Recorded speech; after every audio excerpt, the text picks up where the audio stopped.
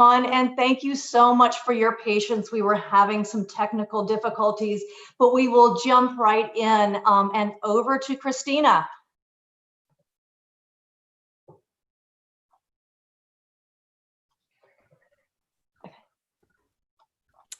Hello, and welcome to this global conversation on the impact of COVID-19 on girls' lives. I'm Christina Lowry, CEO of Girl Rising.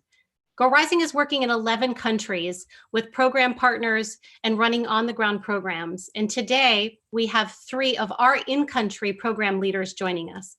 Majo Aldana from Guatemala, Debbie Odenye from Kenya, Nidhi Dubey from India, and our Vice President of Programs, Judith Registre, will open our conversation today with a broader context of how community-created micro-solutions are addressing the very real risks to girls' education and girls' futures at this time of school disruptions around the world. I'm also so pleased to have joining us today members of our Youth Leader Task Force who will be facilitating today's conversation. Girl Rising is committed to supporting and amplifying the voices of youth through our films, books, media, accompanying curriculum, and on-the-ground programs. And this work with this amazing task force is also part of that commitment. So I'm thrilled that the hundreds of you who are joining us today will get to meet 4 of them in the next hour. And the first, over to you, Lucas Todone.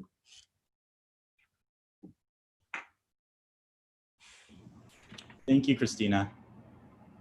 Hello, my name is Lucas Todone, and I have a very personal connection to Girl Rising.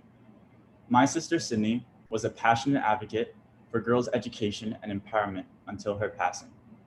I would not be here today without her light. We are recording today's webinar, and it will be available to the general public later today. We will also be sending all registrants a more detailed copy of the presentation deck. We would love to see any of your questions during this hour, so please enter them into the chat function. We won't be able to get to all of your questions during this hour, but each panelist will be posting a blog after today's event as a companion piece to today's conversation, and we'll use that as an opportunity to address your questions more fully. Thank you for joining us today, and now over to Judith. Good morning, everyone. Bonjour, bon après-midi. I am Judith Registre, Vice President of Programs here at Girl Rising. Today's conversation is a unique privilege to clarify what's at stake for girls globally and the opportunities before us. As you know, school disruptions are impacting hundreds of millions of girls globally. Girls are at risk at home, and they are at risk never to return to school. The opportunity for us today is to listen, to discover, and to support micro community-driven solutions that can ensure every single girl can stay close to learning, stay engaged in learning so they can return to school and secure a chance in life. At Girl Rising, and for the global community at large, the critical task before us is to keep girls proximate to learning. Together with our partners, we are working on implementing creative micro-solutions grounded in the current realities. Solutions that maintain engagement through in-home learning, through writing and storytelling, and engagement in using old and new technologies in different ways. These solutions need your support. Support from leaders, support from policymakers, support from practitioners, and support from donors. We need support so they can be expanded more widely. I have the joy of working with my colleagues, Majo, Nidhi, and Debbie, who's going to share with you ways we are addressing these unique challenges and opportunities. Pia and Majo, over to you, please.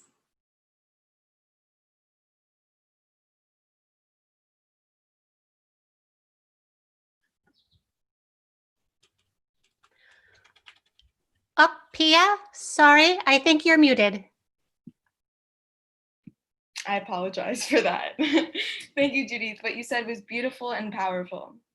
I'm Pia Mancini, a member of the Youth Leaders Girl Rising Task Force, and I am also the leader of the Girl Rising Club at Millennium High School. Throughout my time working with Girl Rising, I've come to learn the realities that young women around the world face daily. I feel motivated and inspired by their stories and dreams to work with Girl Rising in supporting young people. Beside me is Majo, an impassioned advocate for women's rights. She is also the country manager of programs for Girl Rising in Guatemala. Limitations for girls, such as gender-based violence and malnutrition, affect girls around the world and throughout their lives. But now that the pandemic has affected economic conditions, these realities are unfortunately exacerbated. I am eager, as many, to break the silence about violence and to hear your work in Guatemala with community leaders and children and students, working with children and students. Thank you. Thank you, Pia. Hello, everyone. It's great to be here and share a little bit of what's going on in the ground in Guatemala. So as Pia mentioned, there are many issues that girls go through and types of violence that they survive that have exacerbated because of the pandemic. And I want to focus on 3 today to share with you. There's a lack of schools and infrastructure for girls to begin with, and for boys as well. But girls are kept out of school for different reasons. There's this jump between 6th grade and 7th grade. And so girls that are in 6th grade, around 1 out of 3 stop attending school at 7th grade. And that means they will never probably go back to school. And with that comes the risk of not being in a space where they can explore their dreams, their ideas, read and imagine other things. And they're left at home probably doing chores and other, child caring activities. And that puts them at risk of violence and of limitations to their development. Also, undernourishment. Generationally, girls and women have less access to food and good, nutritious food. And so it's a cycle of poverty where undernourished girls and women have undernourished babies. And in terms of a specific type of gender-based violence, I want to talk about adolescent pregnancy. Just last year, 123,000 girls stopped attending school, more than 123, like you can see in the data. And 677 said it was because of pregnancy. And around 50 of them were below 6th grade. And so these conditions are worsened. Just from January to May of this year, almost 2,000 girls ages 10 to 14 reported being pregnant, and 44,901 girls from ages 15 to 19. And so being out of school means there's a higher risk of this happening, of forced pregnancy that they have not planned. And so during the pandemic, this is worse off because they're in quarantine, they're in their homes, they're not in school, and they're probably not going to go to school. Many families have the economic choice between boys and girls going back to school, and probably they're going to choose more boys. And the government's responses have been very limited, working from, little knowledge of the diversity of the country. And there's still a lot to do. So like Judith was saying, we're trying to approach this with small solutions, with working with partners on the ground, which is really important because they know who they're working with. They know the local Mayan languages, they know the culture. We work with teachers and mentors who were girls themselves in those communities. And so they have these expertise. And so part of the approach that we have taken is that we have adapted right now our materials for online sessions and to do at home portfolios. And why is this important? It's important that even if girls and boys are not able to go to school right now or go back soon, they'll still have access to information around gender norms and how dangerous it can be to just follow those rigid norms and how violence expresses itself in different ways. We've also helped support teachers and mentors to stay connected, because in a time of crisis, if you need to decide between data for your phone and groceries, you're definitely going to go for groceries. And so we've supported mentors and teachers with data for their phones so they can stay connected between each other as team members, that they can stay connected with us, with Girl Rising, but most importantly, stay connected with the kids and the participants of the program they're working with. Teachers are following up with materials, like English and math and science, but also following up with these materials that talk about gender and about violence and about certain issues that are related to COVID right now. We've also decided to support with basic food supplies for families. And then our biggest one right now is radio programming as a way to go into the homes with these types of messaging for kids that don't have access to internet, and also for girls to have a way out to express themselves around what they are imagining after this. So those are our approaches. And the most important thing is, again, that we're working with partners on the ground that know the local realities. But Maho, I wonder if you might sort of share a little. We've been working very closely on the radio program, and part of the intention is to actually not only provide and create content, but really to actually have the girls involved in producing the program and to build confidence around this whole idea of staying close to learning, but staying really engaged in what it is that they want to learn. Can you maybe speak briefly about that?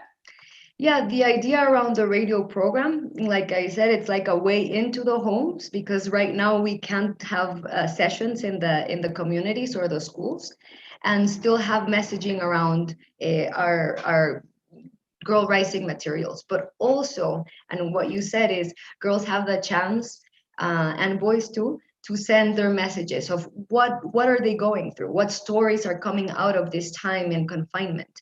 And so this is the story of a girl that the homework that to do at home activity was to say, what are you looking forward after this pandemic?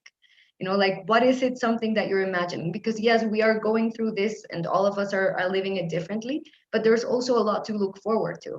And so this is what she drew. And she's playing music with another friend, and they're playing music near the lake, the Atitlan Lake. And she's saying, I imagine myself together with other girls, and even, not letting go of the dream of going to school. And so these are the types of things that they can share to express themselves, but also to inspire others. And so the idea is for them to send out their messages via WhatsApp audio messages, or in the radio via Zoom. We're going to do like a combination of online and on the radio messaging. And then eventually, when this is over, or when this is more manageable, the girls themselves are going to lead part of the programming along with the mentors and the teachers.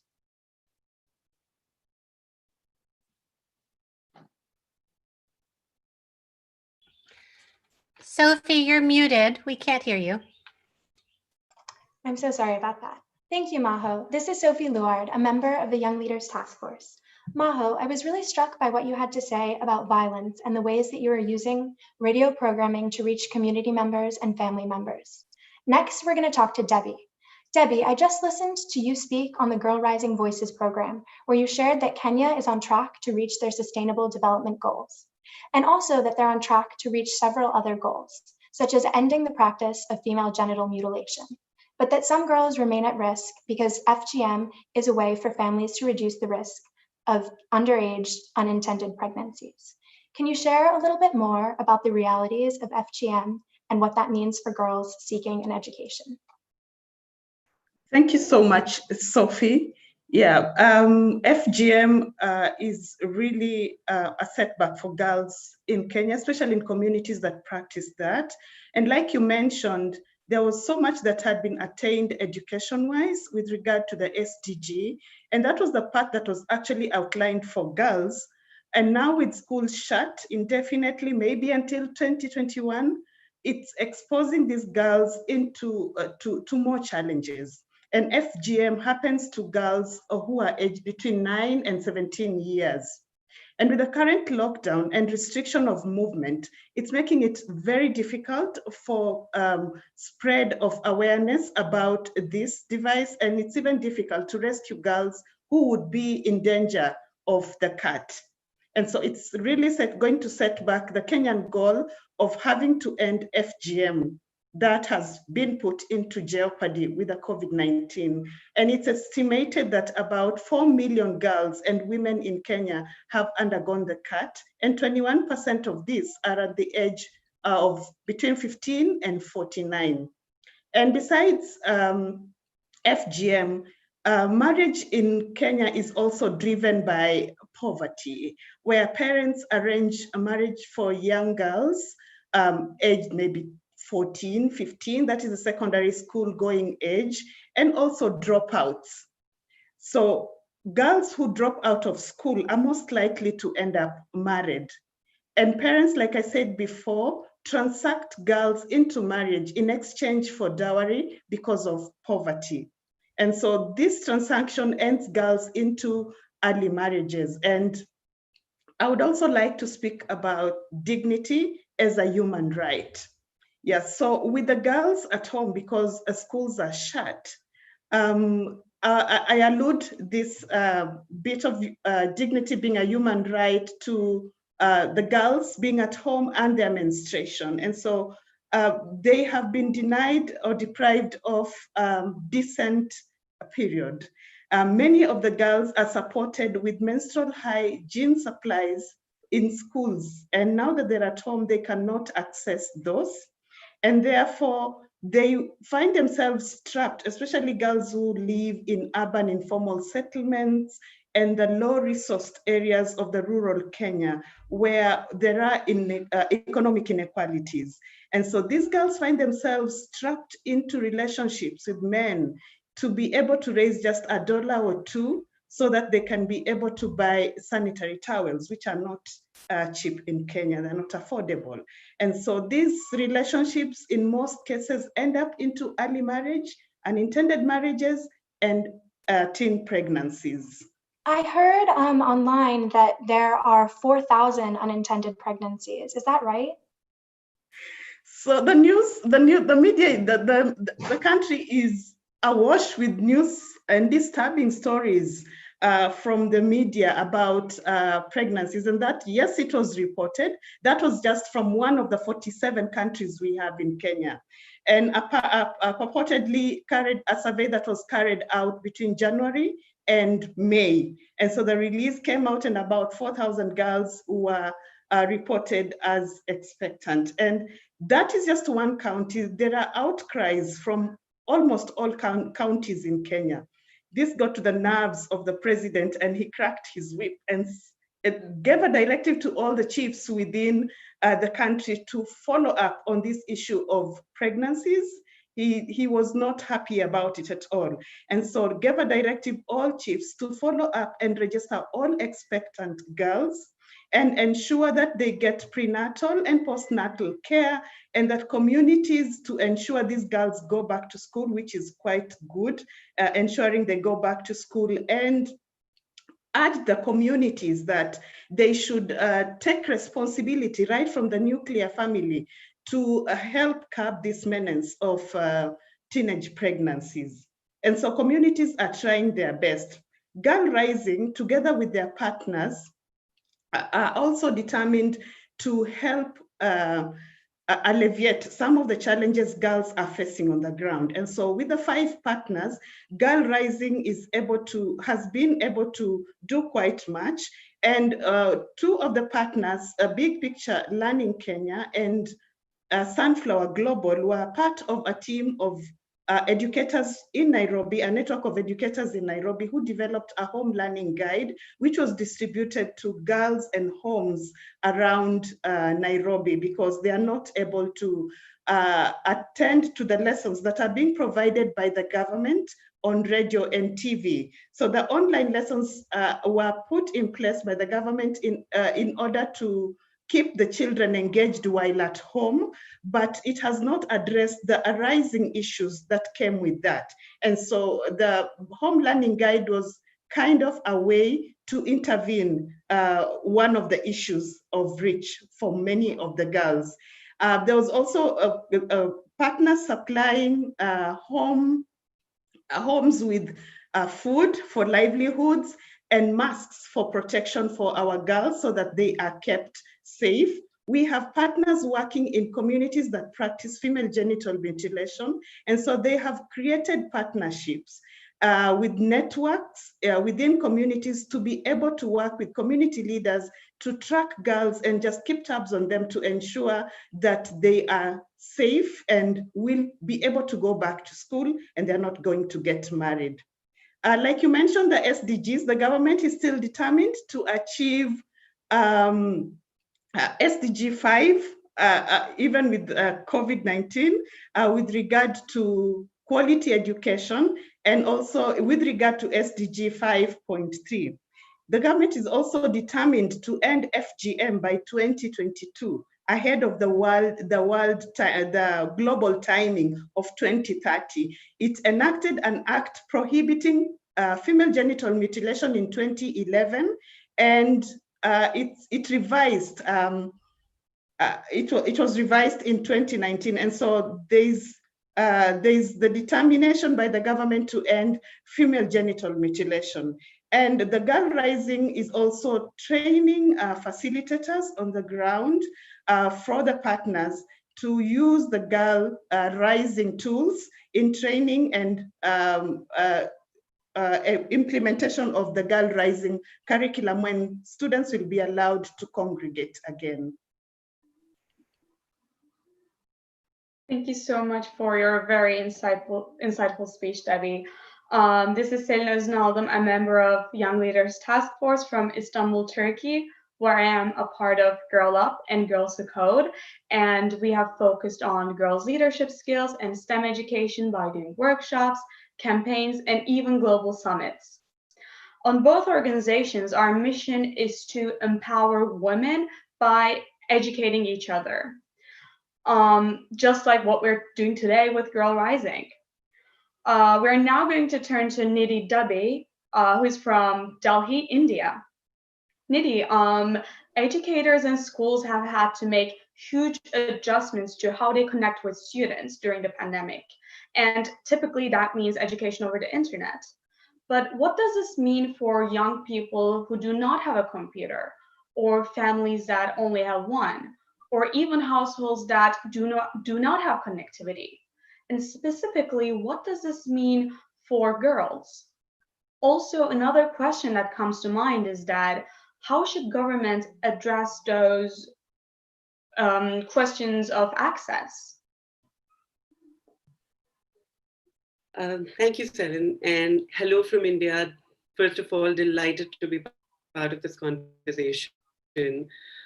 Much like what my colleagues from Guatemala and Kenya highlighted, the pandemic is disproportionately affecting girls and women. Across the globe, schools are shut down and will remain shut for many, many months to come. And for India, this is impacting 320 million students who are now not going to any educational institution. So almost universally, digitization of classroom was regarded as the way forward. Now, before we delve deeper into this, let's look at a couple of stats. Approximately 70% of India's population lives in villages, and only a little over 15% of rural households have access to internet services. How crazy that is. Now, it is also important to talk about the one facility we need for internet digital platforms to be accessed. We may take this for granted, but it's electricity, which is still a luxury for the majority of rural communities. So there are layers of complexities in accessing digital solutions for education. Now, women and girls have unequal access to digital means. This has been true prior to the pandemic and is only expected to be exacerbated during the pandemic. For girls who do not even have access to menstrual hygiene, is access to smartphones or laptops even possible? Hardly so. So let's not forget that girls also have disproportionate burden of household chores when they are at homes and not in schools. And they do not really have any control over their time. Now, this restricts their opportunities to even view television channels when educational programs are being telecast, something that the government is trying to do right now. If I take you through a really quick survey results that just came out recently in a couple of states in India, it reveals that 4 in 5 girls have never accessed internet, and more than 3 in 5 girls have never used a computer. So while digitization may be the natural solution, we must not forget that for girls, the issue is not just about accessing digital technology. It's more about what it may mean culturally and socially for a girl to have access to a computer or a smartphone. Now let's look at what has been the government response thus far.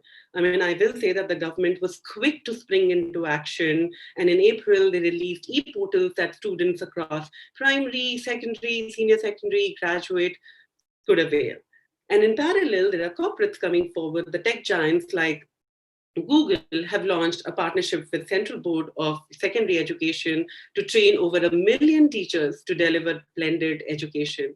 However, these invariably assume that girls have the similar, if not identical, access to digital technologies as their male counterparts, which we know is not a reality.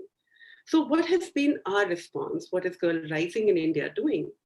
While we know that smartphone access has been escalating in India, it's the simple multimedia phones that are common in rural areas.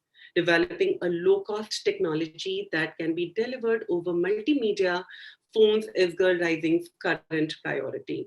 So to this effect, we are working with our partners to pilot, to test, and to expand outreach of programs to use low-cost technology such as IVR, integrated voice response. Simultaneously, we are also exploring WhatsApp-based delivery of our content. For this, we are converting some of our Girl Rising content, our films, into pre-recorded audio messages and sharing it with our intended audiences. I would like to share what inspires hope for me and hopefully to all those listening today, a message from Roxana, a protagonist from Girl Rising India chapter. She penned this short message specially for this occasion, and also as she completes a very important milestone in her life. I'd love to take this opportunity to read her message for you. Here goes. When I first met the Girl Rising team more than 5 years ago, looking back was as scary as looking ahead. I was enrolled in school in class 5, but did not know if I would be able to stay in school for much longer. My notebook was my best friend, and I loved painting it in bright colors. At the time, my only dream was for my sisters and me to be able to complete school. With Girl Rising support, we completed one class after the other, and the years went by. Today, as I write this message, I'm happy to let you know that I have passed class 10th. This would not have been possible without my ma, baba, my teachers, and of course, Girl Rising. So thank you so much for your support. I know that these are difficult times, but this is not the end of the road for me. I will study more and learn more. After all, I am Girl Rising. Thank you. Thank you so much, Nidhi. The letter is just incredible. Thank you so much for sharing it. So we want to give our audience time for a few quick questions. And the very first question that came in is such an important one. Is Girl Rising working with boys and men in the schools or outside of school to change their attitudes about girls? How so? This is something that Girl Rising Task Force really talks about, and it's important that we have people like Lucas and other young men on the task force for sure. Thanks, Celine. I completely agree. While it was my sister who first inspired me to be part of the movement for gender equity, I definitely agree that this is not just an issue for girls, but for all of us to change attitudes. Maho, would you like to share first about our work with partners that working with both girls and boys? Mm-hmm. Yeah, 3 of the partners we're working with are school-based, and 2 of them work with both boys and girls. And when we first started the relationship with one of the partners, it was one of the boys from 9th grade that gave me a tour around the school. And he was one of the first ones in the school to see one of our films. And yeah, he was excited about this program happening in his school. Boys are receiving the same materials that girls are, and they're having, you know, the prompt questions to think about other ways of relating to each other, to relating to boys and girls. And so I think in terms of adults as well, not now, but before and soon, hopefully, we have community screenings as well of our films and conversations around how parents, and especially dads, can, you know, change their perception and their actions towards girls and boys. Yeah, and one of the things I also wanted to say is we are very aware in our storytelling of making sure that we have characters that are in the stories that are boys and men.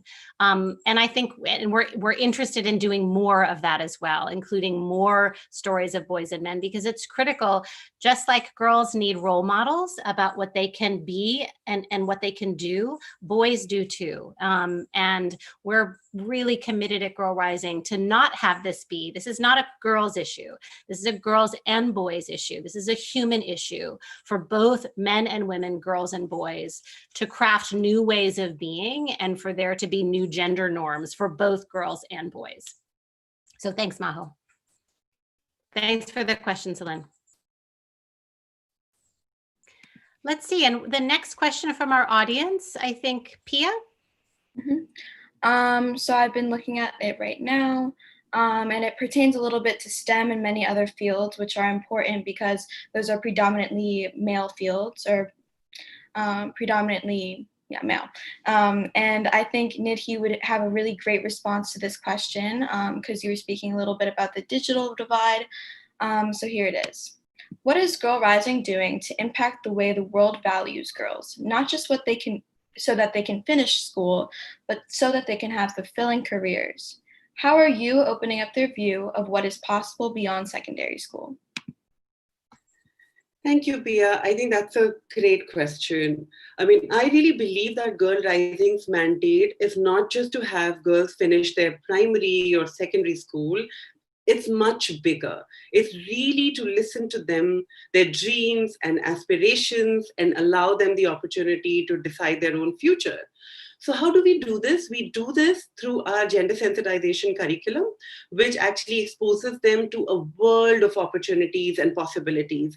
We share with them stories of role models, stories of women firefighters, radio jockey, technicians, police officers, and we simultaneously also hone their skills such as time management, negotiation, decision-making to make them more future ready.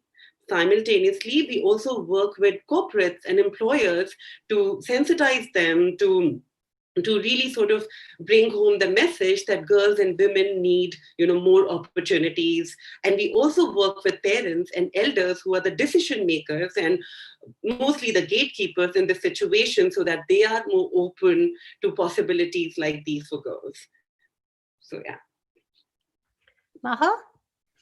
And I just want to briefly add that we work with mentors and teachers who are female. And so girls get the chance to see adult women that are young and doing different things. And that's already a role model that they see beyond what they usually see. And just for them to have like a more amplified version of what girls can be when they grow up. Thanks, Maho. And Debbie, can you share a little bit about how our partner, Big Picture Learning Kenya, they have a very innovative approach to career readiness and the transition from school to work. Can you share a bit about that? So Big Picture Learning Kenya has a program that develops their beneficiaries professionally and introducing them to career choice. And in these sessions, they look at, they've dubbed it asset-based.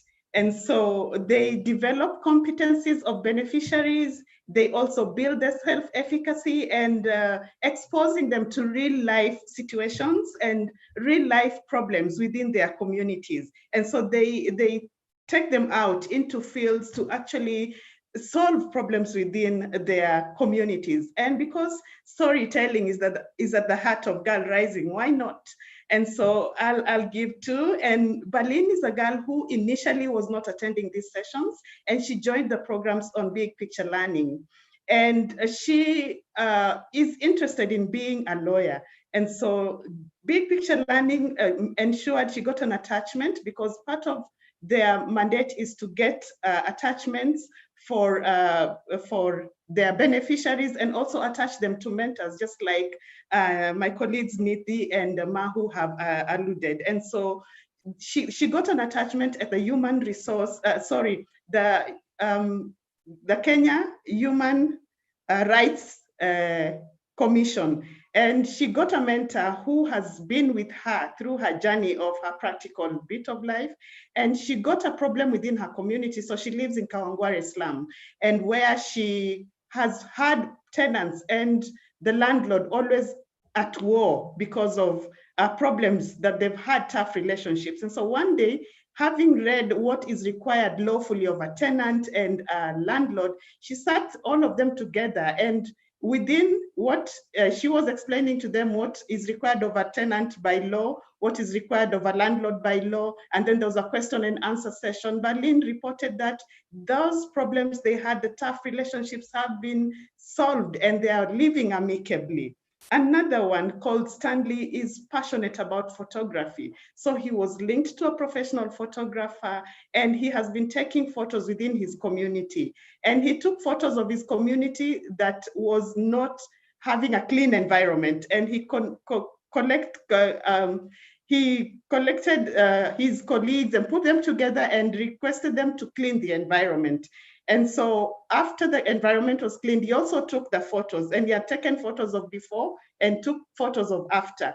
And he printed those and showed them to the community. And he has done that regularly and currently producing a newspaper that he calls the Stanley newspaper. And so once they complete school, these sessions by Big Picture Learning will already have prepared them into the career paths where their passion is in life. And I'm happy to announce that even with COVID-19, Big Picture Learning still innovatively took their program online. And so they're still able to reach their beneficiaries, not daily like they used to, but at least 3 days in a week. And so, yeah, stuff is happening on ground with the support of Girl Rising. Happy to see. Debbie, thank you so much. And I'd actually love to ask this question to Selene. Selene, you have worked, so you said you were part of Girls Who Code in Turkey, and I know you've worked in the field of girls in STEM in Turkey. Can you tell us a little bit about your work and a little bit about what you see needing to happen in your country? Yeah, for sure. So I go to a high school, and we are very much focusing on the STEM field in my high school. And I have realized that there is a disproportion of boys and girls related to us STEM clubs. Usually girls tend to go to clubs that are more about art and music, but on the other hand, boys are more likely to go to a STEM related club. And so we have an FRC, First Robotics Competition team in our school, which is one of the biggest robotics competition all around the world. And when I talked with them about how to explore the possible ways for us to collaborate, to even though a small way that we could maybe change it, they were more than happy to help me out. So we brought the Girls Who Code movement to my country, and we wanted to include every single girl, no matter their backgrounds, their religions, their race, their language, but we just wanted to give them the opportunity to learn something and find their passions, find a platform that they could find their own voices. And we went to specifically to public schools and taught the basis of coding and the fun side of science. And like in the first minute that we have entered the classrooms, we would always ask, what do you want to be? And most of the time, girls would say that they wanted to be housewives, they wanted to cook well, or they wanted to be princesses. But after our workshops, every single of them had a different amazing spark in their eyes and telling us that they wanted to be engineers, they wanted to go to space, they wanted to code a robot. It's amazing to see the change that we can do. Thank you, Selene. Thank you so much. Thank you. We have a couple of more questions from the audience. One of them specifically, Majo, is for you. What resources are needed in Guatemala right now? There's a lot, but connected to some of the information that both Debbie and Niri shared. Here, there's a lack of menstrual, hygiene products, and girls have a right to living their menstruation in the safest and healthiest way.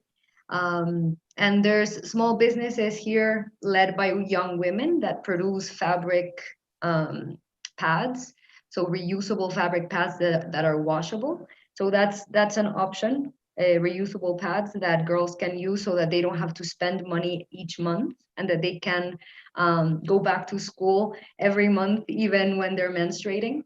And I would say, I read that people are traveling here in 2021 if COVID allows. So if you also want to get in touch through us to the partners on the ground, it would be, I'm imagining school supplies are going to be needed, and there's ways of getting them here and support economically people on the ground as well. And probably medicine, probably from the different things that are going to come up. Great, thanks, Majo. And Nidhi, I have a question for you. What do you think is the most important message to policymakers and government for? We've talked about micro solutions here, but what is needed at a government level, and what is the most important message to those who have the power to invest in specific solutions? So my message actually is multifold, Christina, because there are so many things that we can do, especially at the policy level, to make the change. But just a few really systematically, I think the governments, especially my government, for instance, has been talking about integrating gender sensitization programs as part of the curriculum, within the curriculum. And I think that's been like pending or been in piecemeal, for a long, long time. I really am a big advocate of really believing in that society will see a change if we start really young. So therefore, just gender sensitization program cannot really reach communities because nobody really has that kind of resources. So integrating that within schools as part of policy is absolutely essential. So that has to happen. The other thing really is about quality, because number of trainings happen and number of teachers are enrolled, but I think just quality of education, the quality of trainings, there needs to be more effort and more resources put into that. Teachers are not well paid, teachers are not well trained, and then there are lack of teachers. So just at policy level, there are number of things. Third thing on the priority list, Christina, and I'll stop there because I know my list is long, but really safety of girls. I mean, we talk about parents sending their kids and their daughters to school, but then there are real issues, real problems that parents face in having their girls go from home to school. So just safety is such an important issue, which is a barrier to girls' education. And that's where the role of government and the role of community comes in. Then how do we ensure safety? So just few of these things top of my list. Yeah, and one last question that I have for all of you. Are there other, we've talked about a lot of different kinds of micro community created solutions. Are there any others that we haven't gotten to that you want to share or that you have heard about in your work with our partners? One of the things that I've been thinking about, and I haven't seen the example yet, but we've talked a lot about unintended pregnancy right now and teenage pregnancy. And it seems to me that an obvious solution and a necessity is to come up with new models to ensure that pregnant teens and young mothers can continue their education. Are there any programs in your country that during this time of lockdown and as we're seeing a spike in teen pregnancies that you know of that are addressing that, and in what way? There are some organizations here on the ground. I know of some of them here in the capital city of Guatemala that are addressing adolescent pregnancy and, responsible parenting for both boys and girls, or, young boys and girls. And also that aspect that you just mentioned, Christina, of young mothers still being able to attend school and continue with their education. So I think it's a model that could be used in other places in the city, in urban spaces, and having access also to contraceptive methods, but also to education, so that they can negotiate what they want and choose based on their preferences and their life plans, which is something we work on in our curriculum as well. It's coming up with a life plan of when you want certain things and what sort of things you want for your life. I'm sure there are other programs, in different parts of the country, and I would just say there's a urgent need of comprehensive sex education in not only in the school setting, but also for parents, for other people around young people, for even the nurse or the doctor who's gonna see them at the clinic or the hospital, for them to give specific and very comprehensive attention to adolescents. So there's things we can do and support with our curriculum and our materials. Great, thanks, Maho. Nidhi, did you have something you wanted to add? Yeah, so I think actually this is such a large problem that even before the pandemic, just access to sexual and reproductive health services is always a challenge, and especially when we are talking about teen and teenagers. So, I mean, with the pandemic, the problem is aggravated. I know that there are some CSOs that are trying to really do some work in piecemeal, basis, but really, this is a huge problem that because a lot of resources, attention, manpower has been directed to responding to COVID, all of this is really, really suffering in a big way. So I think now there is just a little bit of, hue and cry about how do we make these services available to women and adolescent girls. But I would say, Christina, this is really, really drastic situation right now, which will lead into so many millions of unsafe abortions, unintended pregnancies, and just lack of sexual and reproductive health services. So it's really grave. Yeah, and just something to add, in addition to what Nidhi and Mahu have said, in Kenya, there's the bit of stigma. And so once a girl notices she's expecting, she even gets scared of telling the parents or letting anyone else know. And like I mentioned before, the president was advocating that they go for prenatal and even antenatal care.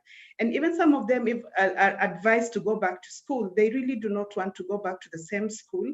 And so they have to be found to go to a different school if they are to continue with education. And I think with the support of Girl Rising and the tools that we have, we could advocate for that, because in Kenya, access to sexual health, reproduction for especially teenagers is not really a thing that is, I would say, is active, because many of the unintended pregnancies, you talk to the girls and they tell you they knew nothing about sex. They didn't know anything about sex education. And so sex education and about just accessing sexual reproductive health, especially for girls, and letting the communities know that it is important that a girl continues to the end of her potential, even if along the way she accidentally, I would say, gets pregnant. Yeah.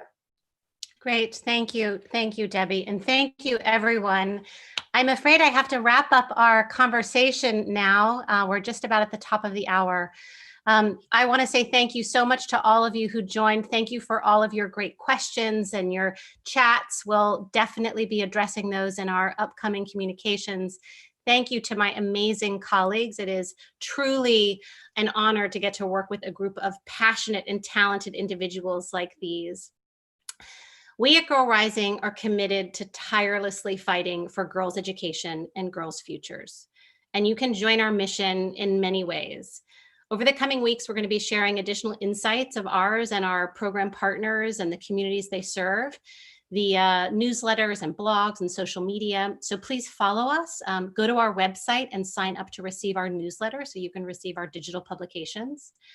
You can share a story of a change maker in your community through our My Story, Girl Rising's Global Storytelling Challenge, or maybe it's a story, maybe it's your story, maybe you're the change maker. We'd love to hear from you.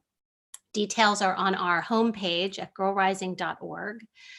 And you can contribute to our Rising Together fundraising campaign, directed to the needs and micro solutions of our program partners in Kenya and Guatemala. The funds will be directed to critical resources and materials to help girls stay proximate to education and provide some of the critical basic needs you heard about today, from food to hygiene supplies to menstrual supplies. And I'll close with just one final thought. Girl Rising was founded over a decade ago on the mountain of evidence that educating girls is the single best investment we can make to end poverty, to increase prosperity, to improve health, to increase peace and security, and now we even know to address climate change. And we at Girl Rising are committed to this work. There's so much that's happened and changed in our lives. Our lives are so different than they were 6 months ago, as are the lives of the girls that we serve. And yet this truth remains. So please join us in our work. Join us in our work to create a world in which girls thrive with dignity and vast possibilities. Thank you again for joining us today.